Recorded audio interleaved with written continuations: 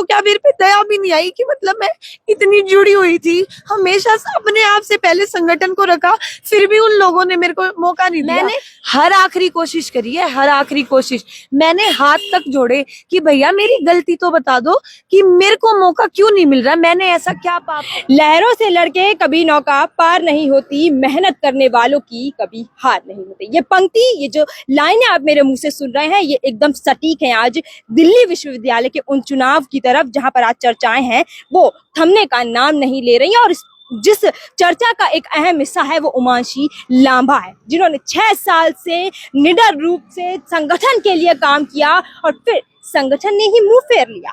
तो क्या कुछ असलियत है उमांशी, क्या कुछ आप लोगों ने किया? क्योंकि आप बराबर कह रही हैं कि मैंने 6 साल लगातार संगठन को दिए। बहुत बड़ी बात है कि किसी भी कार्यकर्ता ने दिए, और उसके बाद तमाम आरोप प्रत्यारोप का दौर चल रहा है। आपके लिए एक अलग से एक नया रूप लेना कि निर्दलीय लड़ूंगी, चुनावी मैदान में उतर जाना, क्या कुछ आप बताओ? मैं 6 साल से एनएसयूआई संगठन के साथ जुड़ी हुई थी। मेरे बहुत अच्छे एक्सपीरियंसेस भी हैं। मैंने काफी टाइम ऐसा मेरे को लगता भी था कि नहीं, ये लोग हमें जो ज्यादा मेहनत करते हैं ना, लोग उनको पीछे करते हैं, पीछे खींचते हैं, उनकी टांग खींचते हैं। लेकिन मेरे को भरोसा था संगठन पे, संगठन की आइडियोलॉजी पे, कि वो कभी भी किसी भी स्पेशली लड़की के साथ, या होना तो किसी भी छात्र के साथ या किसी भी इंसान के साथ नहीं होना चाहिए, लेकिन जो वो बात करते हैं कि वो लड़कियों को इतना ज्यादा मान सम्मान देते हैं, आगे बढ़ाते हैं, तो मेरे को कभी भी नहीं लगा कि मेरे साथ ऐसी कहानी बनेगी। मैंने पिछले साल भी नॉमिनेशन डाला था, क्योंकि पिछले साल एक मीटिंग हुई थी, वहां पर वो लोग इस चीज को लेके लड़ रहे थे कि एनएसयूआई के पास कोई लड़की कैंडिडेट नहीं है। वहां पर मैं उस मीटिंग में आराम से बैठी थी, हन्नी बग्गा, आशीष लांबा और तमाम जितनी भी यूनिट की लड़कियां हैं एनएसयूआई की, हर कॉलेज की, वो सब बैठी थी। तब उन सब ने नाम लिया था कि उमांशी का एडमिशन है और वो चुनाव लड़ सकती है। तो हम चाहते हैं, वो एक फेस भी है, काफी सालों से संगठन के साथ जुड़ी हुई है, काफी मेहनत करती है और बच्चे उसको जानते हैं, तो आप उसको चुनाव लड़वाइए। उसके बाद मेरे को वरुण चौधरी जी से मिलवाया गया। तब उन्होंने मेरे को बोला कि बेटा बहुत अच्छा लगा, लड़कियां यहाँ पे आके बैठ रही है, एनएसयूआई तो वैसे भी, एनएसयूआई की तो विचारधारा ये है कि लड़कियों को आगे लेके जाना, सशक्त बनाना या फिर उनको सपोर्ट करना, मतलब जो भी उन्होंने झूठे ढकोसले वहां पर दिए। उसके बाद उन्होंने मेरे को बोला, आप पहली लड़की हो जो यहाँ पर आई हो एनएसयूआई ऑफिस में, मैं आपको चुनाव लड़वाऊंगा, मैं आपको जुबान देता हूँ। ये पिछले साल की बात है। 2 दिन के बाद एनएसयूआई ऑफिस में एक नई ज्वाइनिंग हुई। फिर उसके बाद मेरे को कहा गया, जब हम अगली मीटिंग में गए, हमें इन चीजों के बारे में नहीं पता था कि एक लड़की जो पिछले साल आजाद उम्मीदवार के तौर पर इलेक्शन लड़े थे, जिसने, उसको एकदम से एनएसयूआई ज्वाइन करवा दी, जो कि मैं खुद उस टाइम पे 5 साल से एनएसयूआई संगठन का हिस्सा थी। मेरे को ये कहा गया कि जोर शोर से अपनी ज्वाइनिंग करवाओ। तो मैंने वहां पर एक अपना पॉइंट रखा कि भैया आप अभी अभी राष्ट्रीय अध्यक्ष बने हो, आप मेरे को नहीं जानते, लेकिन यहाँ पर जितने भी संगठन के लोग आपसे पहले यहाँ पर काम कर रहे हैं, वो सब लोग मेरे को जानते हैं। वो जीते जागते उदाहरण है कि मैं 5 साल से संगठन के अंदर हूँ, तो मैं ज्वाइनिंग किस बात की करूंगी। उन्होंने उस टाइम पे बोला कि नहीं, गाड़ियां लेके आओ, अपने साथ भीड़ लेके आओ, स्टूडेंट्स नहीं, भीड़ लेके आओ, माहौल बनाओ। किस तरीके से आपने माहौल बनाया? क्योंकि माहौल बनाने में धनबल भी चाहिए होता है, मनोबल भी। लास्ट ईयर की बातें हो रही हैं, वो चुनाव होने से 2 दिन पहले की। उस टाइम पर तो अगर मैं 1 दिन पहले भी कुछ करती तो भी उनके तो पैनल बन चुका था।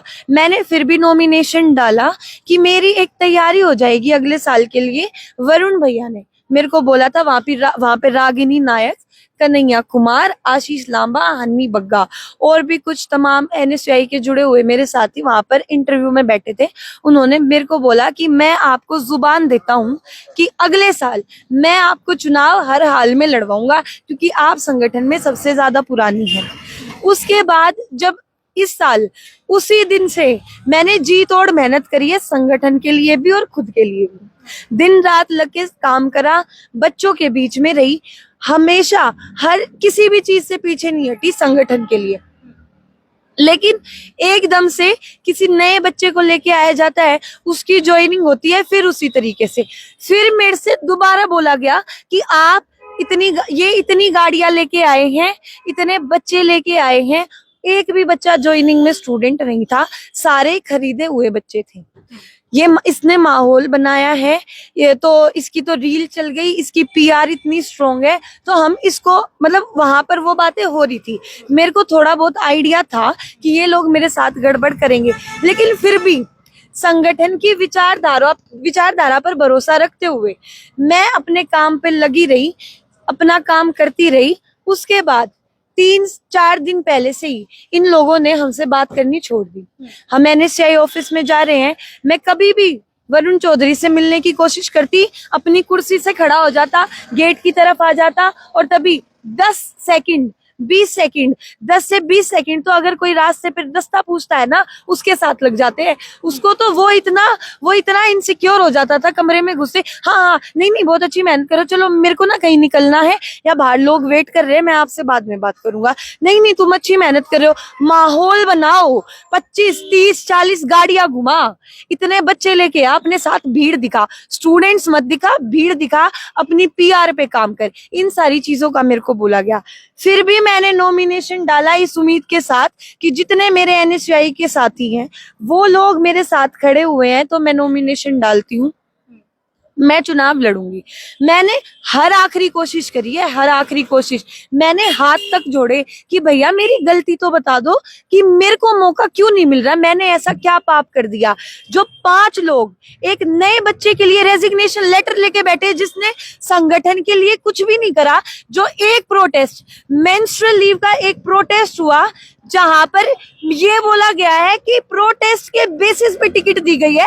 जब मैं 6 साल से प्रोटेस्ट पे आ रही थी, मेरे साथ स्टूडेंट आ रहे थे, वो चीजें क्यों नहीं काउंट करी गई। जो आज वो आशीष लांबा बोल रहा है कि हुमांशी लांबा को टिकट नहीं दी जाएगी क्योंकि प्रोटेस्ट का हिसाब होगा। मैं 165 लड़कियां लेके आई थी, सारी की सारी आईडी कार्ड होल्डर, और वो 40 लड़कियां भी नहीं लेके आई थी अपने साथ खड़ी होके।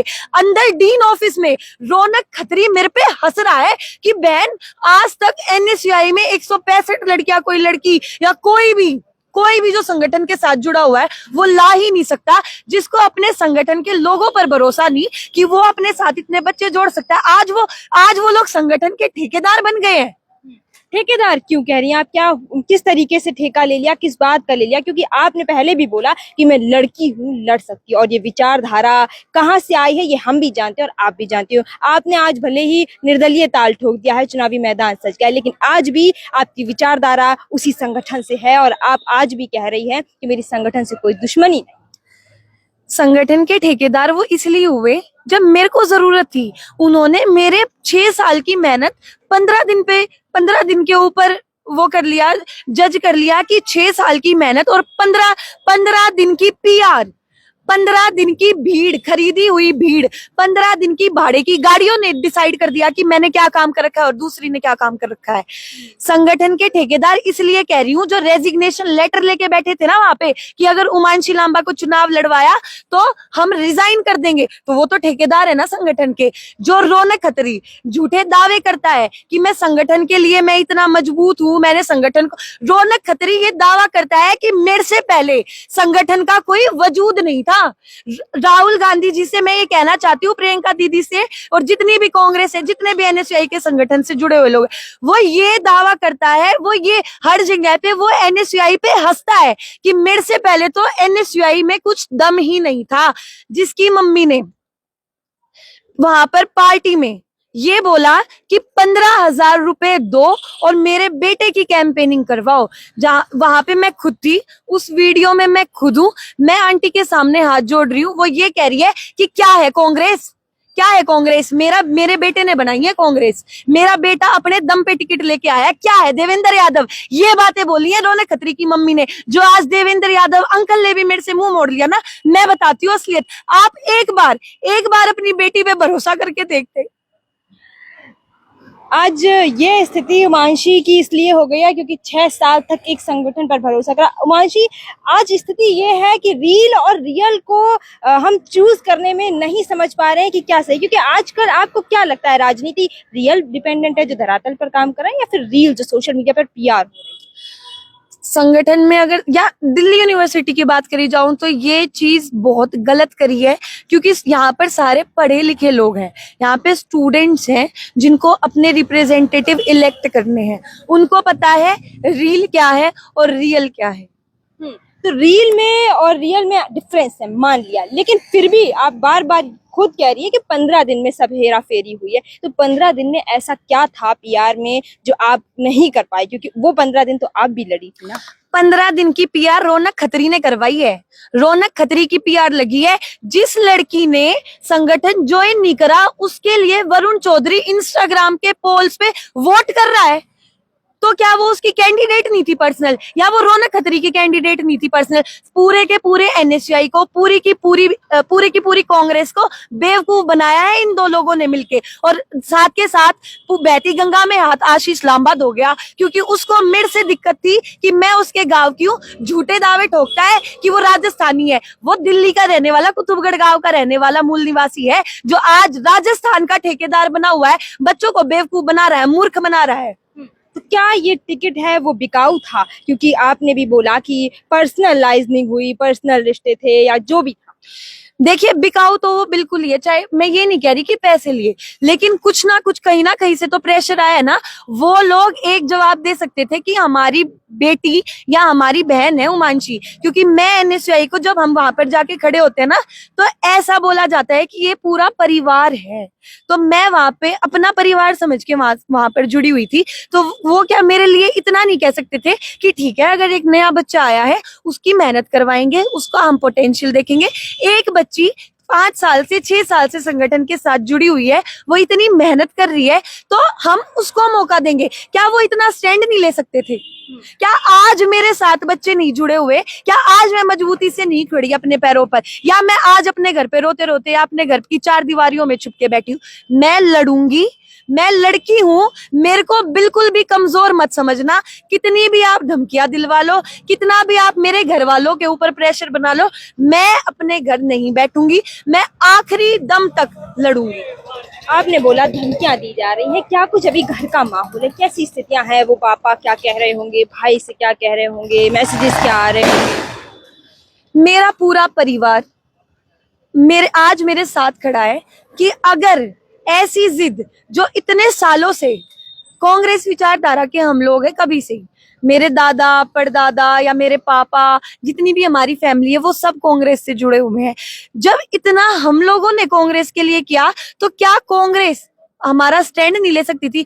मेरे भाई ने खुद निगम पार्षद का चुनाव लड़ा था कांग्रेस से, सन्नी लांबा, उसके कहने तक पर टिकट नहीं दी गई। तो ऐसे क्या बिके वो लोग? क्या उनके साथ ऐसा हुआ जो उनकी बुद्धि ने काम करना खत्म कर दिया कि जो बच्ची दिन रात मेहनत कर रही है सिर्फ आप लोगों के आश्वासन पे, कि आप लोगों ने जुबान दे रखी है कि जुबान का मोल होता है, कि अगर हमने बोल दिया, अगर मैं बोल रही हूँ कि बहन अगर मैं बन जाती हूँ तो मैं ये काम करूंगी, और तो ये चीजें रिकॉर्डेड है, या 100 लोग 150 लोग वहां पे मौजूद थे, वो सब के सब वहां पे मतलब वहां पे अपनी स्टेटमेंट दे सकते हैं कि हाँ भाई हमारे सामने ये बातें हुई थी, और वो लोग सच में हैं आज भी एनएसयूआई संगठन में।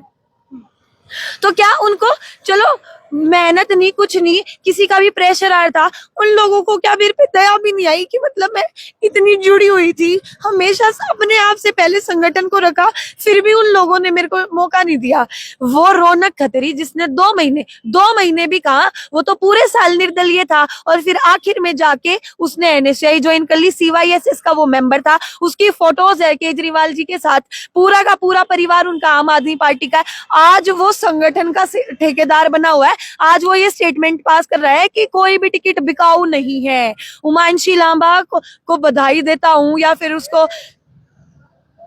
फिर मतलब कि नहीं वो निर्दलीय लड़ रही है, तो मेरे नाम पे कीचड़ मत उछालो। बच्चे जानते हैं आपकी ही जो छवि है वो खराब हो रही है।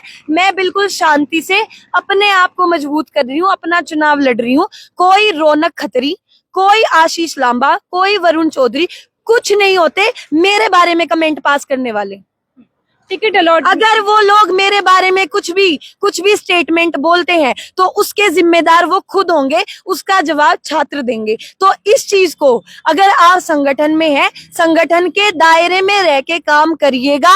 मेरे बारे में या मेरे से जुड़े हुए किसी भी साथी के बारे में कुछ भी बोलने की जरूरत नहीं है। मैं बार बार ये बात कह रही हूँ, चाहे आप इसको मेरी रिक्वेस्ट मान लीजिए या आपको जिस भी तरीके से मेरी बात को लेना है, मैं बार बार कह रही हूँ, मेरे लिए या किसी भी मेरे साथी के बारे में कोई भी गलत या कोई भी अच्छी मेरा नाम तक मत लेना अपनी जुबान से। टिकट अलॉटमेंट जब हुआ था उमांशी, उसके बाद एक वीडियो वायरल हुआ था, आप बहुत हताश थी, निराशा हाथ लगी थी, भावनात्मक तौर से आप उसमें रो भी गई थी। तो उस वक्त का वो मोमेंट, फिर उसके बाद आप एक दिन तक घर से बाहर नहीं निकली, आज शाम को आपने बोला कि मैं आई, तो वो एक बार घर पे आप रही, उसके बारे में बताएंगे। फिर आपको किससे मोटिवेशन मिला, कहाँ से बैक सपोर्ट आया और कैसे आज आप देर रात को हमें इंटरव्यू दे रही है? जब मेरी टिकट कटी, मेरे को पहले से ही पता था, पूरी रात पहले ही पैनल डिक्लेयर हो चुका था रात के 12 बजे। मैंने फिर भी बहुत कॉल्स करी है वरुण चौधरी भैया के पास, मेरे पास कॉल डिटेल्स हैं। मैंने हन्नी बग्गा रात के 2 बजे तक, कोई एनएसयूआई ऑफिस पर ताला लगा हुआ था, एनएसयूआई ऑफिस में कोई भी नहीं था कि किस बेसिस पे पैनल बनाया जा रहा है, किस बेसिस पे टिकट डिस्ट्रीब्यूशन हो रहा है। मैं तो राहुल जी से कहना चाहती हूँ कि भैया अपने संगठन पे ध्यान दीजिए। जब आप लोगों ने एनएसयूआई ऑफिस बना रखा है तो वहां पर वो बातें क्यों नहीं हुई, वहां पर पैनल क्यों नहीं बना, वो सब लोग वहां पर क्यों नहीं थे, एब्सेंट क्यों थे, उन्होंने कहां पर बैठकर मीटिंग करी, कहां पर वो गायब हुए। इन चीजों के जवाब चाहिए राहुल गांधी जी को, या मैं चाहती हूँ वो मांगे ये जवाब कि तुम लोग कहाँ थे, तुम लोगों ने किस बेसिस पर पैनल बनाया। अभी जब राहुल गांधी यहाँ पर आए थे तब आप मिली थी क्या? जब राहुल भैया आए थे तो मैं एनएसयूआई से जुड़ी हुई हूँ। उन्होंने कुल, चाहे उसमें रौनक खत्री हो या रौनक खत्री को ही बता के आए थे, एक रात पहले उन्होंने बता दिया था, फिर भी रौनक खत्री ने किसी भी स्टूडेंट को नहीं बताया। कुछ अपने जो अपने क्लोज वन से उन लोगों को स्क्रिप्ट पकड़ाई थी, मैं उसकी जीती जागती उदाहरण हूँ। मेरे भी वहां पे साथी बैठे हुए थे कि मेरे को सुबह 10 साढ़े 10 बजे पता चला था कि दीदी आप कहाँ पे हो, आज तो राहुल भैया आ रहे हैं, आपको नहीं पता यहाँ पे रौनक भैया ने हमें स्क्रिप्ट दे रखी है कि ये क्वेश्चंस पूछने हैं राहुल जी से। तो उस टाइम से आज वो लोकेश चौधरी रौनक खत्री के कंधे से कंधा मिला के खड़ा, उसको भी नहीं पता था, वो भी वहां पे रोता घूम रहा था कि किस तरीके से रौनक ने यहाँ पे बुला लिया। ये खुद जब एक दूसरे के नहीं है, एक दूसरे के जानी दुश्मन, आज ये सिर्फ और सिर्फ उमांशी लांबा को काटने के लिए एक साथ खड़े हैं। अब कोई अपील आप करना चाहेंगी जो भी दिल्ली विश्वविद्यालय से जुड़े हैं और देख रहे हैं, कोई मैसेज आप देना चाहेंगी, कोई पहल आप करना चाहेंगी तो हमारे माध्यम से दे सकते? मैं जितने भी मेरे बहन भाई, जितने भी मेरे साथी दिल्ली विश्वविद्यालय में पढ़ रहे हैं या जुड़े हुए हैं, मैं आप लोगों से हाथ जोड़कर अपील कर रही हूँ कि आम और खास का फर्क पहचानना, कौन इतने समय से आप लोगों के साथ था और कौन एकदम से नया आया है। मैं किसी के भी बारे में नहीं बोल रही किसको मौका मिला किसको नहीं, अच्छी बात है किसी के लिए। मैं तो खुद इतनी ज्यादा मैं ये मानती हूँ कि मैं कितनी ज्यादा कितनी बेबस थी उस टाइम पे कि मैंने 6 साल एक संगठन को दी और मेरा स्टैंड लेने वाला एक भी इंसान नहीं था, और उसने 15 दिन में वो लोग कमा लिए कि उसका इतना बड़ा स्टैंड लिया गया। तो मैं चाहती हूँ कि आप लोग फिर भी इस चीज पर ध्यान दें, आप लोगों के साथ कौन खड़ा था, आप लोगों के लिए किसने काम किया है, या आप लोगों के बीच में कौन रहा है, आप लोगों के मुद्दों को, आप लोगों के परेशानियों को कौन समझता है और आपकी उन परेशानियों में कौन साथ खड़ा रहा था। बिल्कुल। अब कुछ भी कहना और क्या कहें हमें भी समझ में नहीं आ रहा है, बस हम इतना ही कह सकते हैं कि आने वाला जो भी परिणाम हो आपके पक्ष में आए, आपको जो निर्दलीय ताल ठोकी उसके लिए बहुत बहुत शुभकामनाएं और बधाई। आपका भविष्य आपको एक ऐसे मुकाम पर लेकर जाए जहां आपके सारा फ्यूचर आपने सजा के रखा है। हम इतना ही कह सकते हैं क्योंकि आपका संघर्ष एक ऐसा संघर्ष है जिसे सुन के हम भी एक बार को ऐसे हो गए कि वाकई में संघर्ष को दाद देनी पड़ेगी। सलाम है आपकी संघर्ष को। और जितने भी मेरे साथी अब मेरे को देख पा रहे हैं, मेरे रोने की क्लिप्स भी आई हैं, उस टाइम पे मैं बहुत ज्यादा हताश थी। अगर मैं रो रही हूँ तो इसका मतलब ये नहीं है कि मैं कमजोर हूँ। उस टाइम पर जहां पर मैं अकेली खड़ी थी, वहां पर मतलब 50 लोगों की भीड़ में मैं अकेली खड़ी थी, वहां पर हर एक नजर मुझे नफरत के साथ देख रही थी। उस चीज की वजह से मेरी आंखों से आंसू निकले। और जितने भी भाई बहन या जितने भी लोग मेरे को इस चीज पर जज कर रहे हैं कि रोकर सिंपैथी ले रही है, तो मैं उनको बता दूं, मैंने पिछले साल भी दावेदारी पेश करी थी। जो आज लोग मेरे को कह रहे हैं ना फेक आईडीज पर से कि 1 साल रुक जाती या अगले साल ट्राई कर लेती किसी और पोस्ट पे, तो अगर आप किसी का संघर्ष नहीं जानते हैं, आप अगर मेरे साथ नहीं है, तो आप मेरे बारे में कुछ भी मत बोलिए। मेरी हाथ जोड़कर विनती है आप लोगों से, मैं ऐसे बहुत ही बुरे फेज में हूँ। मेरा परिवार, मेरे को पता है हम लोग कैसे आगे बढ़ रहे हैं। अगर आप मेरा साथ नहीं दे सकते तो मेरे बारे में कोई भी गलत स्टेटमेंट पास ना करें। और खासकर फेक आईडी से, साइबर सेल से हर एक इंसान का पता लगवाऊंगी और फिर कानून उनका हिसाब करेगा। तो बार बार हाथ जोड़कर अपील कर रही हूँ, मेरे बारे में या मेरे से जुड़े हुए कोई भी मेरे साथी, मेरे बहन भाई के बारे में कोई भी गलत स्टेटमेंट या आप कुछ भी स्टेटमेंट मत दीजिए। अच्छा भी मत बताइए मुझे, अगर आप लोगों को मैं पसंद नहीं हूँ, या बुरा मत बोलिए, आप मेरे बारे में बोलिए ही मत। आप मेरे अकाउंट को या फिर मेरे से जुड़े हुए जितने भी मेरे बहन भाई हैं जो सोशल मीडिया पर है, आप उनको सिंपली ब्लॉक कर दीजिए अगर आपको मैं बर्दाश्त नहीं होती हूँ तो। देखिए, लड़की हूँ मैं, लड़ सकती हूँ, इसको आपने सुन ही लिया होगा कि किस तरीके से आवाज है ये दिल्ली की सड़कों पर गूंज रही है, जहां पर दिल्ली विश्वविद्यालय में एक और चुनाव है और दूसरी ओर चुनावी दंगल लड़ने के लिए एकदम तैयार है। क्या कुछ परिणाम है वो निकल कर आएंगे। हम चाहेंगे कि आपके पक्ष में आए और आप एक ऐसी ऊंचाइयों तक पहुंचे जहां तक आपका भविष्य आपको लेकर जाए।